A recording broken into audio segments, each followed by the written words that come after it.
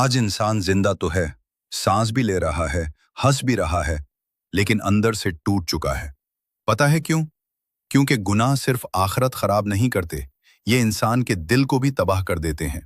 शुरू में गुनाह छोटा लगता है, एक झूठ, एक नजर, एक धोखा, एक हराम ताल्लुक। लेकिन आहिस्ता आहिस्ता यही गुनाह दिल से सुकून छीन लेते हैं। फिर इंसान रात को सोता है मगर नींद नहीं आती, लोगों के दरमियान होता है मगर दिल खाली लगता है।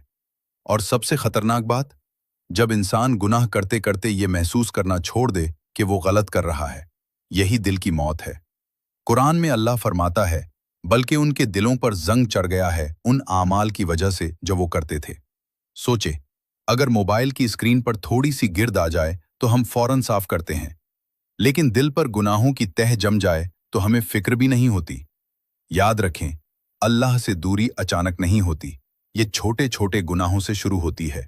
लेकिन खुशखबरी ये है, अगर इंसान सच्चे दिल से तौबा कर ले तो अल्लाह सिर्फ माफ नहीं करता, बल्कि टूटा हुआ दिल दोबारा जिंदा भी कर देता है।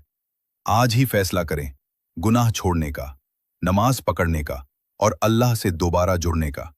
क्योंकि जो दिल अल्लाह से जुड़ जाए, फिर दुनिया की कोई तकलीफ उसे मुकम्मल तौर पर नहीं तोड़ सकती।